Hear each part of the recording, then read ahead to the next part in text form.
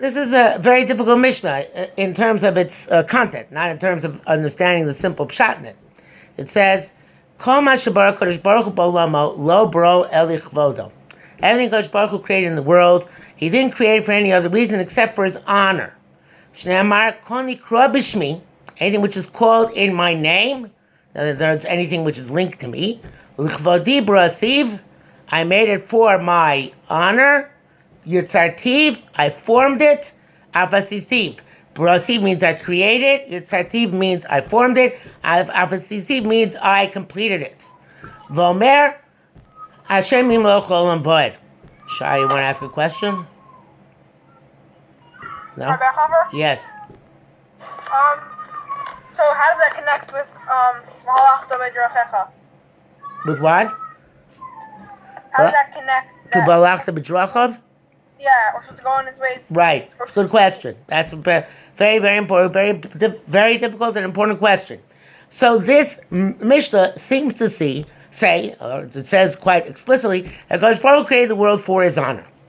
The Ramchal, Rav Moshe Chaim Luzzatto, the one who wasn't allowed to publish his Sfarim until after his death, says in one of his letters that there are 3 levels on which to understand why the world was created. And I'm going to a little bit simplify them, but this is basically the 3 levels are as follows. The simplest level of understanding why Kodesh Baruch Hu created the world is this Mishnah. Yes. Was the Mesil Shisharim published before the Ramchal died? No, only after he died. The simplest understanding is the of why the world was created is the one which seems to be given in our Mishnah. That Hashem has all sorts of strengths and attributes which He wanted to manifest. He wanted to bring into actuality. In other words, before the world was created, they were abstract. He wanted to make them real. And therefore, He created a world in which His qualities, His strengths, His midos would become real and directed towards people and a creation which would appreciate it and would realize it and appreciate it. That's the lowest level, Ramchal says. The second level, the middle level, understanding why the world was created, is because HaKadosh Baruch Hu is a meitiv, and derech hatov lehetiv. The derech of that which is good, people who are good, is to do good. In other words, if you're a good person, what does it mean to be a good person? It means you want to do good to people. You want to be nice to people. You want to do them favors. You want to help them out. So HaKadosh Baruch Hu is the ultimate tov. So therefore, he has the ultimate will to be meitiv, and therefore He created the world out of a desire to be meitiv to the world. Okay, to be meitiv to things He created. That's the second level. The third level of understanding why HaKadosh Baruch Hu created the world, which is the deepest level, is to understand that HaKadosh Baruch Hu created the world in order to bring a tremendous chiddush into reality. That chiddush is that although everything in the world looks very, very separate and distinct, both from each other and from Hashem, in the end it's going to reveal that everything is achdus. Everything is unity. Everything is unified, and everything is part of HaKadosh Baruch Hu's master plan, and everything comes from HaKadosh Baruch Hu's master design, and everything has been put in place and is controlled by HaKadosh Baruch Hu. Even something which is gashmi, which is material, not spiritual, also comes from and is connected to HaKadosh Baruch Hu. And that's, of course, what we say in Shema, although we don't actually see it in our day and age. Shema Yisrael Hashem Elokeinu Hashem Echad. Everything is achdus. Everything is one with HaKadosh Baruch Hu. That's what we're trying to say with the first pasuk in Shema, and that's eventually what's going to happen. Now, the Ramchal says, somebody who only reached the first level of understanding, which seems to be the level of understanding of our Mishnah, that the world is created in order for Hashem to display His glory, so to speak, doesn't understand anything. He doesn't have even the simplest understanding that a Jew should have of why the world is created. Somebody who reaches level 2 has already a good understanding of why Hashem created the world. Somebody who reaches level 3 understands on the deepest level. And that person understands that the first 2 levels are included and it's surpassed by the third level. In other words, the idea of everything being one in Achdus includes the idea of everything being Lehetiv and everything being Kavod Hashem. That's all include. The first two levels are include level 3. So the Ramchal says getting to level 3 is the highest level of realization. But the Ramchal says what seems to say in our mishnah is not the highest level of realization. It seems it's a very low level, and maybe even according to Ramchal, basically not understanding whatsoever. Yet there's a pasuk here, brings down a pasuk in the Yeshaya, right? Kol nikra b'shmi yichlodi b'rasiv, which seems to indicate that is the reason. So, in order to understand this, we have to understand something which goes against the grain of every single red-blooded American. Something which we don't like to think about and don't like to tolerate, which is the notion of there's only order when there's hierarchy. Hierarchy means when there are people who are higher up and people who are lower down. An army needs privates and it needs generals. It needs privates more than it needs generals. Because privates... Is this a joke of some sort? Whatever. What? Inside joke. What? Inside joke. Inside joke. Inside joke. Okay, inside joke. Got it. So, That's what happens when you're in. when you're with each other for too many years. Okay, so you have to have privates, you have to have generals, and privates are much more important because privates are the ones who fight the war. Generals usually don't go to the front; they sit in the back and plan. But you can't have an army without the generals planning and the privates fighting, and all the levels in the middle. So, in order to have a government, and Chazal say else in Pirkei Avos, if not for fear of government, people swallow each other alive. So in order to have a government, you have to have a president or a governor, and then all the levels down to the common citizen. Otherwise, it doesn't work, right? Also, you have to have a system of laws, and those laws have to be kept. Otherwise, you have what's called anarchy. Nobody's in charge, and everything runs crazy and doesn't run in any good and helpful pattern. So you have to have laws, and you have to have laws which say what each person is supposed to do, what each level is supposed to do, and what each person is supposed to do in what situation. And if you have an even better system, which of course the American system doesn't have, but a better system also has a system of values. In other words, don't just have laws, which keep society in order, but we also have special goals we want to accomplish, which are meaningful and make the world a better place and ourselves better people. So there has to be, in short, a system. Without a system, nothing will ever function properly. So in order for there to be a system, there has to be someone who's at the pinnacle of the system.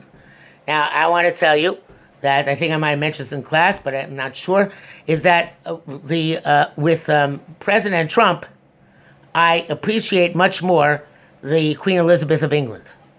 Why is that? Because President Trump is a very partisan president, meaning that people either love him or hate him. There's almost no middle ground. And that's because the American system is politicized all the way to the top. Even the position of president, it's not above politics, it's part of politics. And therefore the president is loved by his party and hated by the other party. And with Donald Trump, it's more obvious than it ever was in the past, but that's the truth. It always, to a certain degree, was like that. With the Queen of England, it's not like that. She's above politics. She doesn't take sides. By the way, Israel is structured similarly, although not as well, with a president who's also... Yes? Can I just say something? There could also be the reason why Queen Elizabeth isn't any politics, is because she doesn't actually do anything. Right. No, it's good. I think that's actually part of it. It's good to have a figurehead. Again, I didn't realize this until President Trump. It's good to have a figurehead who doesn't do anything. Because at least that person is not part of politics. They're above politics, and they can be a national role model. A national figure to whom everybody looks and says, okay, this person represents the best of what it means to be British, the best of what it means to be Israeli, the best of whatever it is. And that person, they don't have to do anything. They just have to sit there and look good. And say the right things. And that's good enough. Because that unites everybody underneath. So it's kind of like a flag, right? The flag is supposed to unite everybody, even without any politics. So too, there should be a leader who unites everybody without any politics involved. So there has to be, and that leader has to be something, if it's the Queen of England especially, with majesty, with dignity, with a splendor, with a sense of strength, even if they don't have any real strength, but a sense of strength and a sense of mission and purpose. So HaKadosh Baruch Hu, when he created the world, our mishnah saying, he created the world in that fashion. In other words, there is a king, HaKadosh Baruch Hu's Melech Malchei Amlachim. There's a king at the top of the pyramid. At the top of the pyramid, of which ends with the baseline with this world. And that king is the leader, is the role model, is the entity with which everybody can turn no matter what their derech, and find this entity represents them. You know that there's a famous Gemara in the Tainus. And the Tainus says, Asa Kosh Baruch Hu lasos mochel at tzadikim, v'u'om me'besocham. Kosh Baruch Hu is going to make a circle, and everybody's going to surround him. And everybody's going to point at Kosh Baruch Hu and say, Zeh keli vanveyu. Now it's difficult what that means. That Kosh Baruch Hu is inside a circle. Obviously, Kosh Baruch Hu doesn't literally stand there, but the point which what? I want to hear a good shot about that. Go ahead. I just forgot it.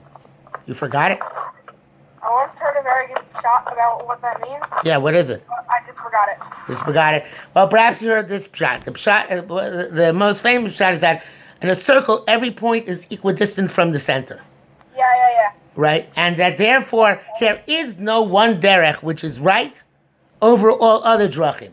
As long as all the drachim point at HaKadosh Baruch Hu, it doesn't matter how you get there, as long as the goal is the same. Now, this is something which we Jews tend to forget very often, that there is no one derech which is right, and what's right for me is not necessarily right for somebody else. You know, we're studying about Chassid. Yeah, but there is a wrong derech. What? Something that's wrong. Yes, but when Chazal, that's true. Right. When Chazal say, though, that Shivim Panim La Torah, they mean that there's at least 70 drachim which can be correct. In other words, besides all the ones which are incorrect, which are outside the circle. They're the ones which are correct, which are the ones inside the circle. Okay? On the circle. Sorry? 70 ways you can go, and then 71st way you go is not going to be correct. I'm sorry? You can go 70 ways, there's 70 ways you can go that are correct. Yes. But after that point, then you're... No, 70 is not necessarily the limit. It's just that 70 is the number which they give, which is symbolic, because the Sanhedrin had 70 members. But there are obviously there are many ways, even beyond the 70, because they subdivide into further divisions. For example, Hasidus might be one of the 70 ways, and there are many different types of Hasidim, right? So it's just an example. So everybody is who's on the circle and pointing into the circle is pointing it from a different angle, has a different position, different perspective. But they're all pointing at the same thing in the middle of the circle. So too, HaKadosh Baruch Hu created a world which is extraordinarily complex, with many different options, and many different scenarios, and many different types of people, and many different types of places. But they all are supposed to be that something which allows us to realize wherever we are, whatever we're doing, that HaKadosh Baruch Hu is at the middle of the system. So the way the Mishnah is supposed to be understood is that HaKadosh Baruch Hu created the world lichvaydai, but not that is the ultimate purpose, but that's the basic structure which has to be there. And this comes back to Yeshaya's question from before. What happened to Valachta B'drachav? How are you supposed to follow HaKadosh Baruch Hu in this respect? So first of all, Valachta B'drachav means that you should follow all the other ways of HaKadosh Baruch Hu, which are not described in this Mishnah. This Mishnah is describing only one aspect of Hashem's relationship to the world, as we just learned. There are other aspects as well. But besides that, the idea of following in this derech of HaKadosh Baruch Hu applies to each and every person on the level where they are. There's no person who's not a leader in some way, shape, or form. Every single person is a leader in some way to some people. So a leader means it could be good or bad? Yes. A leader could be good or bad, right? So what we're saying here is that just like HaKadosh Baruch Hu represents to us all that is good, all that's positive, and everything we want to strive for, and everything reflects His glory, so to everything you do, or I do, or anybody does, it has to reflect that. Yeshaya's in the waiting room. How did he get there? Yeah, he got knocked off. Shia, I was addressing your question. Did you hear me? Shia? He's muted. Yeshaya, you have to unmute yourself. Yeah, thank you. Did you hear me? When I say your name? Yeah. Okay. So to every person has to represent HaKadosh Baruch Hu. In other words, the honor and glory of Hashem in every as much as possible, because people look to that person as a leader, either among superior people who are younger than that person, or to people who are lower down in the society than that person, or even to a person's peers, or even sometimes to a person's superiors. It's very often that people look up to a person on one thing, even in other things they don't look up to.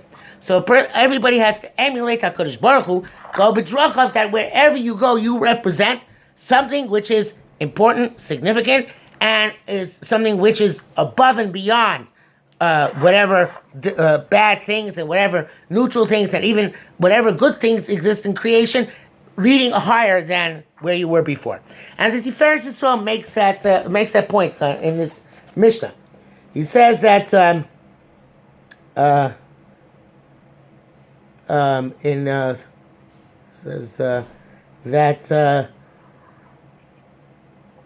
by everything which HaKadosh Baruch Hu created, when a person merits having a strong body, or wealth, or wisdom, or honor, he has to be able to use all of those things in order to see and reflect the covenant of HaKadosh Baruch Hu. And these things which a person has, which a person gets as a gift from HaKadosh Baruch Hu, he has to use the right way in order to reflect HaKadosh Baruch Hu in this world. Now, what? The question is then what? The question is, somebody asked a question? No? So, but then there's this, that explains the first. Your internet isn't great, so we can't really hear what you're saying. He's about to be kicked out. He's freezing. Oh, no. Never mind. Okay. Internet isn't so Oh, great. Akiva so- Snitam said it. Go on. He might get knocked off again. Okay. So Akiva on? Me? Akiva Snitam. No, It's a bar mitzvah bacher. Mazel tov. Where are we going? Oh, yeah, myself. Yeah. So Thank you. the Mishnah ends Hashem Yimloch Olam Vod, which seems like a strange pasuk. What does that have to do with anything? Okay, for the beginning, for the first pasuk is obvious. It says everything is for the covenant of Hashem. But why isn't it we have to add Hashem Yimloch Olam Vod? God should be king forever. So the Tiferes Yisrael says a fascinating thing on this as well. He says nobody knows for what purpose they were created. Now, you have to guess. It's not that you can't say, well, I don't know for what purpose I was created and just forget about it. You have to take a guess. And if you get it wrong, you have to try again. And sometimes you get it wrong a lot of times. But you have to take a guess and try and proceed along those lines. But nobody knows for sure why they were created. So, therefore, it's coming to say here, when is everybody going to know for what purpose they were created? When are all the eyes going to be able to be open and everybody's going to be able to see why HaKadosh Baruch Hu did stuff which he did? Lo and void. At the end of time, when everybody's hearts were going to be purified to serve HaKadosh Baruch Hu, then Hashem is going to give us Ruach HaKodesh to know the purpose of this world and to know the purpose of each person in this world. Now this is important because, the creatures which they find at the bottom of the ocean, which live in darkness their entire lives, which are incredibly, incredibly complex creatures and amazing, amazing creatures.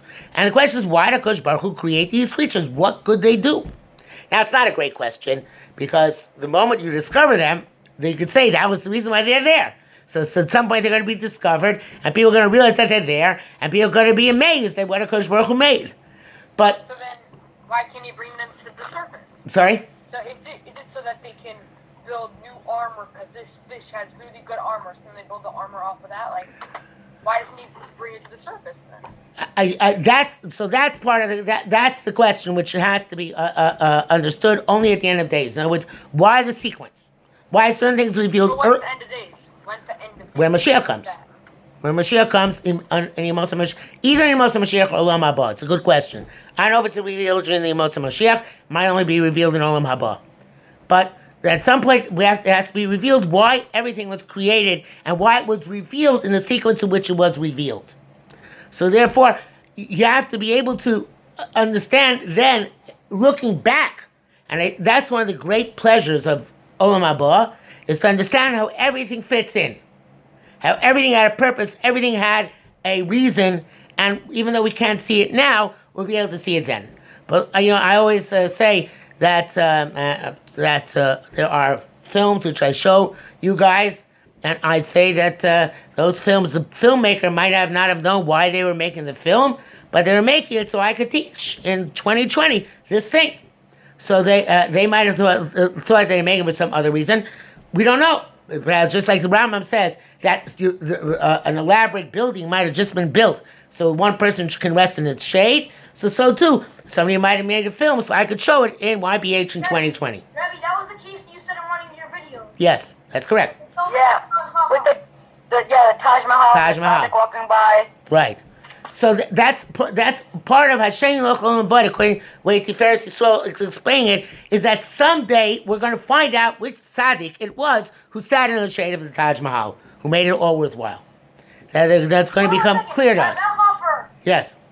This is saying that we're going to get to know what everyone's reasons were? Yes. Or just ours? No, everyone's. Everything. Every person. We'll know everyone else's challenges? Yeah, but I don't think necessarily you're going to be you can't know other people's thoughts. So you can only know superficially. You won't be able to know more than that unless they tell you. Okay, so but yes, people are going to understand themselves. We'll get to know what everyone else's lives were about? Yeah, you're going to understand people to a much greater extent. What purpose different people played in different aspects of creation. See their videos, What? quote unquote, their videos of what they did in their life? If you're really interested, yes. There's nothing you can do about it now. It's Yeah. not, you can make fun of them. Yeah, really interested. And the catch is that they'll look at your videos too. So it's going to go around. What goes around comes around. The most views. Okay. So it might be fun. Akiva, don't do anything awkward. So Just for the comedy, for life. just for the comedy, it's going to be. so ultimately, Hashem Yilochel Vod means, according to Pirkei Avos, that that Hashem is going to, since Hashem has a long-term plan, that the long-term plan only becomes revealed at the end, and to a certain extent is necessary for free will. If you knew what your purpose in life was, you'd have limited free will. You wouldn't have true bechira, because you have to follow a certain purpose. So HaKadosh Baruch Hu wants you to have this free will by telling you, listen, I can't tell you exactly why you're here. You have to figure it out. And there might be many reasons why you're here. And different parts of your life, you might have different reasons why you're here. But this much I can tell you, at the end, everything will become clear. In the meantime, the principle is, remember that everything is supposed to bring about kavod shamayim. Everything here is supposed to reflect how HaKadosh Baruch Hu is the king, and how everything in the world was created for a purpose, and you're trying to find what that purpose is. So that way we can understand why even though the Ramchal says that this is the lowest level of understanding why Hashem created the world, why Hashem created the universe, it's necessary. It's a basis. Because then it gives us, once I know that Hashem created the world and He's at the pinnacle of everything which is created, then I understand, okay, now let me see what brings about kavod Hashem in this world. And what brings about kavod Hashem's world, like Yeshעיה said, v'alach to be drachav, to follow in His ways. What's following in His ways? Following His ways is being tov, being good to people, being as good as I can to others, just as HaKadosh Baruch Hu is good to others. And then I understand also, why HaKadosh Baruch Hu create the world, that things which are physical and things that are spiritual, everything is part of Hashem Echad. So that's also part of part of HaKadosh Baruch Hu's plan for creation. So again, I'm going to use everything in this world for which I can for the purpose of HaKadosh Baruch Hu. So the idea of all these, it's not with Ramchal's three understandings are based one on top of the other, and therefore you have to start from the bottom and work your way up from the honor of things reflect the majesty of Hashem to being good to other people and trying to bring that which is physical and that which is spiritual together in connecting to HaKadosh Baruch Hu. So that's why, we make a bracha before we eat.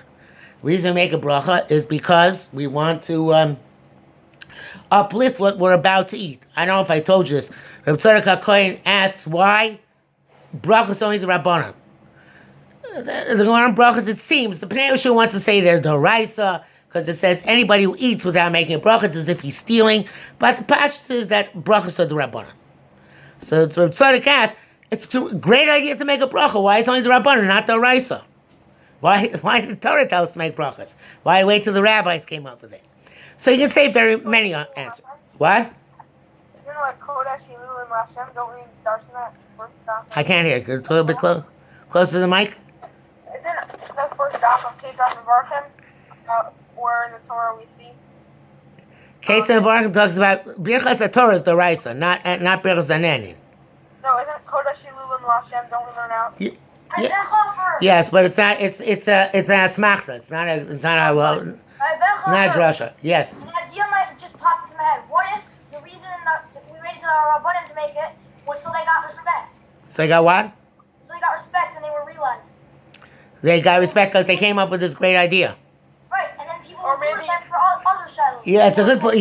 Actually, there's several places in Shas where what you said appears, and it's called, the term in Hebrew for that is Makom hinichu li avoisei lizgader bo. My forefathers left me a place that I should also be able to earn respect in this world. Well, So maybe that's a good the answer. Rabbanan were good enough. What? They actually knew it. Maybe the people before the Rabbanan were good enough, and they knew they had a lot of respect, like more than we had, and they didn't need someone to say that because they already knew that. Okay, that could be. So that there are many answers, and these are good answers. What Reb Tzadok says is that the Torah expects you to eat every bite l'shem shamayim, with a recognition that it comes from Hashem and hakaras hatov, that you're getting from Hashem. The rabbi came along and said, let's be real. People are not going to eat with that intent in mind. People don't eat with a constant sense. There we go. We're supposed to be like, I'm eating for Hashem. I'm eating for Hashem. So, yes, he's thanking Hashem. You have a karas for every bite. So a rabbi said it's not going to happen. So therefore, at least let's make a bracha before. Eating so I can have kavanah to learn. Right, but since you're not going to do that all the time, so the Chazal said, let's make a takana that people at least make a bracha before they start eating. And that way, before they start eating, they're going to say, thank you to HaKadosh Baruch Hu. And then, even though they won't eat, even though they afterwards they won't have that in mind, still already, at least at the beginning they did. It's like when you make tzitzis. Did anybody here ever make tzitzis yet? You're young, so I don't know if you probably didn't. When you make tzitzis, what? You did? So when you begin making tzitzis, you say l'shem mitzvah tzitzis, right? And then you make. You don't say anything afterwards. You just continue wrapping it around and tying the tzitzis. So obviously, you're not thinking the whole time about l'shem mitzvah tzitzis. That's reality. You're going to get distracted in the middle. So, but when you say in the beginning l'shem mitzvah tzitzis, and then you don't say anything afterwards, everything which follows is assumed to follow the l'shem mitzvah tzitzis. In other words, the machshavas which you have afterwards don't knock out the dibur which you made saying l'shem mitzvah tzitzis. That dibur remains in effect. So too when you make a bracha at the beginning before you eat, even though later on your mind gets distracted, that doesn't knock out the original statement you made of the bracha. So as the Chazal said, make a bracha before and a bracha afterwards, in order to link the beginning and end of your eating to HaKadosh Baruch Hu. Even if in the middle you forget, at least this way you began the right way and you end the right way. So this again is the way in which a person is supposed to use everything in creation, which is Ruchni and Gashmi, L'Shem Shamayim. Now, there's something which we're actually going to talk about. Rebbe. One second. There's something actually going to talk about in the history video today, which is how far that goes, because it's obviously the things which are treif, which you can't eat, right? And you can't use them L'Shem Shamayim that way. So you could say, well, okay, I can't eat pig, but I can use pig skin to make myself a wallet, in which I'm going to use the money, put my money in order to buy things for HaKadosh Baruch Hu. But there are limits to what a person can do with Gashmis in this world. There's certain places where one's not supposed to go, even in order to bring about Kavod Hashem. Yes? Do you believe that if you're supposed to use all your Gashmias for Ruchnias? As much as possible. So how do you use strength or smartness for Ruchnias? Strength? How do you use strength for Ruchnias? Or how do you... If a person is strong, Learn Torah. if a person is strong, they function better because Like the wars of Israel. they're healthier and they have more self-confidence, more self-esteem, and more sense of mastery over their surroundings. Now, let's give you a What sense. about an athlete? What? An athlete, the same thing. If he does, first of all, if he does the, there was a Rebbe. There was a Rebbe in MTA where I taught with Shia's father for many years, who used to say that you can see HaKadosh Baruch Hu in the crack of Stan Musial's bat. Stan Musial was a famous baseball player in the 1940s. Yeah. So he said he could see Hashem in the crack of Stan Musial's bat, that in the great slugging capacity of the great baseball player, you could see HaKadosh Baruch Hu. Now, I don't think most people see HaKadosh Baruch Hu in the crack of a baseball bat. Maybe, I think just Rabbi Schiller, whose name of the Rebbe is one who does, but maybe you can. If you ask an athlete, if you could see, maybe you could see in a great basketball player, and Michael Jordan, maybe you could see that there's, Niflo Sabore, the amazing creation of HaKadosh Baruch Hu, that a person could perform such amazing feats in this world. It's me, Niflo Sabore. You're Niflo Sabore, that's true. Everybody has Niflo Sabore in them. Okay. All right, so I think do you have 7:30 shiur again tonight? Yeah. Yeah. Okay, so every night. Okay, so we'll stop now. And Emir Hashem, we are going to learn then next Monday, Hilchos Mashiach. Okay? Good day. Okay. Rebbe, what's tomorrow's lesson going to be on? How far you take